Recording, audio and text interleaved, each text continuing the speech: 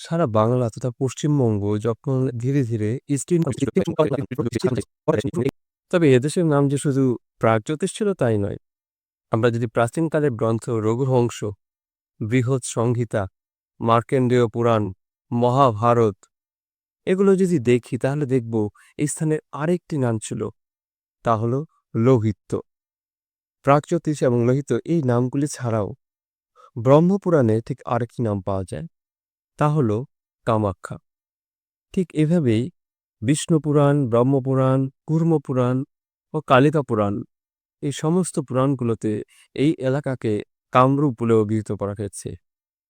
এই পুরাণ বাদ দিয়ে যদি আমরা ঐতিহাসিকগতভাবে দেখি তবুও দেখা যায় যে এলাহাবাদে সমুদ্রগুপ্তের যে প্রশস্তি রয়েছে, যাকে এলাহাবাদ প্রশস্তি বলা হয়েছে, হরিসেন যার লেখক ছিল, সেই প্রশস্তিতেও কামরূপ নামে এই এলাকাকে অভিহিত করা হয়েছে।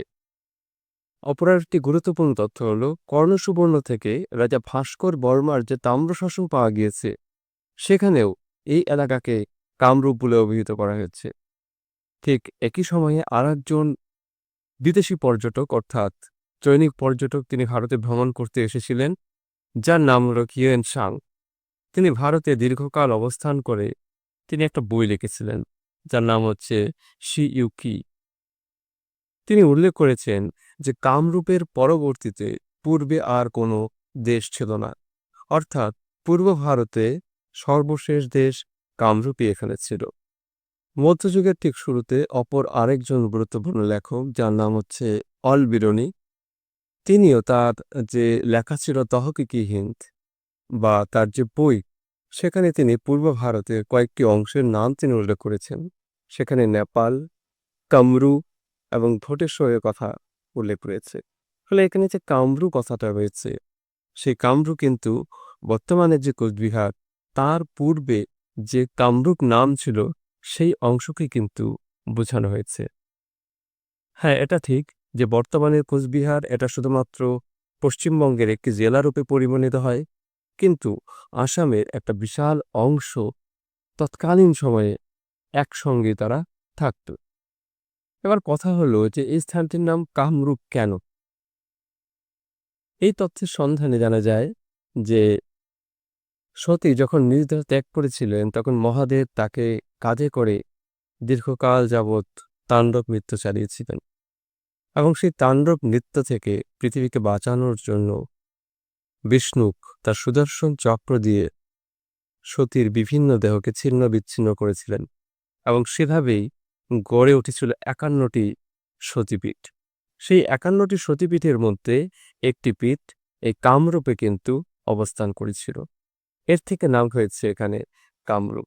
এছাড়া আর একটি তথ্য বলা যায়, এখানে একটি উপজাতি ছিল যারা খাম্ব নাম। সেই খাম্ব উপজাতির থেকেও মনে করা হয় এই কামরূপ নামটি এসেছে। ঠিক আরেকটি তথ্য রয়েছে, মদন বা কামদেব তাকে মহাদেব ভস্মীভূত করে দিয়েছিল। সেই ভস্মীভূত মদন বা কাম তিনি এই এলাকাতেই বা এই স্থানেই পরবর্তীতে আবার নিজের রূপ ফিরে পেয়েছিলেন। ফলে সে থেকেও এই এলাকার কামরূপ নাম হয়েছে বলে মনে করা হয়।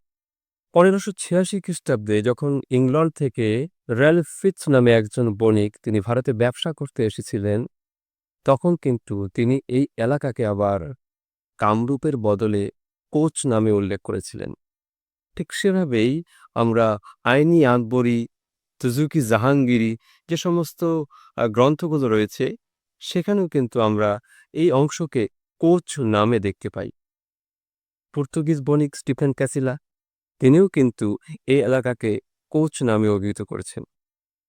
ফলে ধীরে ধীরে দেখা যায় যে প্রাগজ্যোতিষপুর, লোহিত, কামরূপ, সেখান থেকে আস্তে আস্তে এখন এই এলাকা একটি অন্য নাম গ্রহণ করছে, এবং তা হল কোচ সম্বলিত। এই কোচের সঙ্গে পরবর্তীতে যুক্ত হয়েছিল বিহার। বিহার কথাটির অর্থ হচ্ছে সাধারণত ভ্রমণ করা, ঘুরে বেড়ানো। মনে করা হতো যে প্রাচীনকালে এই এলাকাতে শিব এবং পার্বতী তারা ঘুরে বেড়াত, ফলে সেখান থেকেও বিহার কথাটি এসেছে। কিন্তু এর থেকেও আরো বেশি নির্ভরযোগ্য তথ্য দিয়ে বলা যায় যে বিহার বলতে সাধারণত বোঝায় বৌদ্ধ ধর্মের বিভিন্ন আশ্রমগুলো যেখানে তৈরি হয়েছে। যেমন বলা যেতে পারে অনেক বৌদ্ধ আশ্রম রয়েছে এবং আমাদের খুব কাছাকাছি কোচবিহারের কাছাকাছি বিহার একটি আলাদা রাজ্য রয়েছে। সেখানে বৌদ্ধদের প্রধান কেন্দ্র রয়েছে, নালন্দা বিশ্ববিদ্যালয় ছিল। ফলে এই এলাকা যে বৌদ্ধদের প্রভাবাধীন ছিল, এটা খুব সহজেই বলা যায়। ফলে সে থেকেও বলা যেতে পারে এই এলাকার নাম হচ্ছে বিহার। ফলে এই কোচ আর বিহার এই দুটি শব্দ একসাথে মিলিত হয়ে কোচবিহার নামটি পরবর্তীতে তৈরি হয়েছে। একটি বিষয় যে কোচ যে শব্দটি, এই শব্দটি ঠিক কোথা থেকে এখানে চলে আসলো বা কোচ কথাটির উৎপত্তি কি? এই বিষয়ে মনে করা হয় যে এখানে কোচ নামে একটি উপজাতি বসবাস করত। এর পাশাপাশি এটাও মনে করা হয় যে পরশুরাম যখন সারা ভারতে ক্ষত্রিয় নিধন যজ্ঞ শুরু করেছিল, তখন ক্ষত্রিয়রা পলায়ন করে তারা পালিয়ে এসে ভগবতীর ক্রোড়ে অর্থাৎ কোচে আশ্রয় নিয়েছিল। সে থেকেও এর নাম কোচ হতে পারে। এর পাশাপাশি আরেকটা তথ্য রয়েছে, বলা হয় যে ক্ষত্রিয়দের যে এরকম সংকোচ হয়ে থাকা বা সংকোচ তাদের মধ্যে ছিল পরশুরামের আক্রমণের ফলে, এ থেকেও কিন্তু কোচ শব্দটি উঠে আসতে পারে। আরেকটি তথ্য অনুযায়ী বলা হয় যে সংকোষ নদী যে রয়েছে, সেই সংকোষ তার পার্শ্ববর্তী এলাকায় যারা বসবাস করত, অর্থাৎ কোষ থেকে কোচ কথাটি রয়েছে, এভাবেই কিন্তু কোচ শব্দটির উৎপত্তি হয়েছে বলে মনে করা হয়। কিন্তু এই কামরূপ, কোচবিহার এর পাশাপাশি আমরা আরেকটি তথ্য পাই, সেটা হচ্ছে মধ্যযুগে হোসেন শাহী মুদ্রায় এই অঞ্চলকে দেখানো হচ্ছে যে কখনো লেখা হচ্ছে কামরূপ, আবার কখনো লেখা হচ্ছে কামতা। ফলে এখানে কিন্তু আরেকটি নতুন শব্দ উঠে আসে, তার হচ্ছে কামতা।